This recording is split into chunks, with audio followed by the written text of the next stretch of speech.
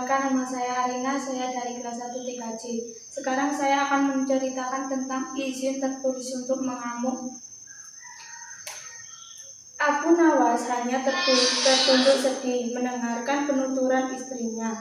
Tadi pagi, beberapa pekerja kerajaan atas titah langsung Baginda Raja membongkar rumah dan terus menggali tanpa bisa dicegah. Kata mereka, tadi malam Baginda bermimpi bahwa di bawah rumah Abu Nawas terpendam emas dan permata yang tak ternilai harganya. Tetapi setelah mereka terus menggali, ternyata emas dan permata itu tidak ditemukan. Dan Baginda juga tidak meminta maaf kepada Abu Nawas. Raja telah berbuat semena-mena, inilah yang membuat Abu Nawas memendam sakit hati. Lama Abu Nawas memeras otak, namun belum juga ia menemukan muslihat untuk membalas Baginda. Makanan yang dihidangkan oleh istrinya tidak dimakan karena nafsu makannya yang lenyap. Malam pun tiba, namun Abu Nawas tetap tidak beranjak. Keesokan harinya, Abu Nawas melihat lalat-lalat mulai menyerbu makanan Abu Nawas yang sudah basi. Ia tiba-tiba tertawa riang. "Tolong, ambilkan kain penutup untuk makananku dan sebatang besi," Abu Nawas berkata kepada istrinya. "Untuk apa?" tanya. Kata Abu Nawas singkat. Dengan muka berseri-seri, Abu Nawas berangkat menuju istana.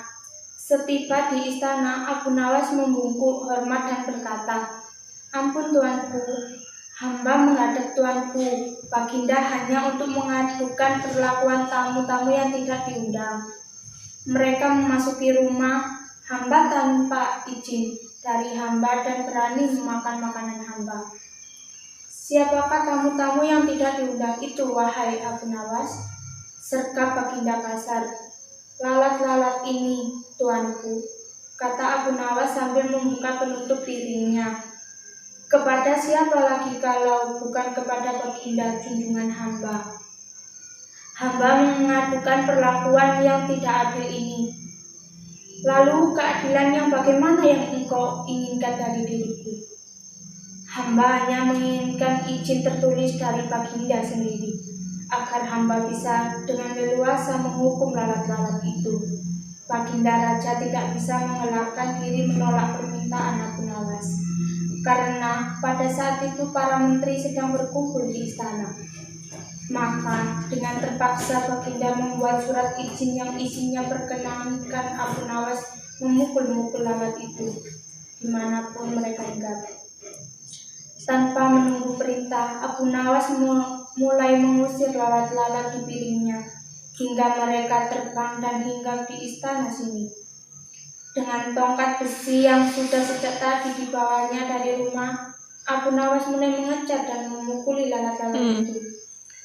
Ada yang hinggap di kaca, Abu Nawas dengan leluasa memukul kaca itu hingga hancur. Kemudian vas bunga yang indah, kemudian giliran patung hias, sehingga sebagian dari istana dan perabotannya remuk diterjang tongkat besi Abu Nawas. Bahkan Abu Nawas tidak merasa malu memukul lalat yang kebetulan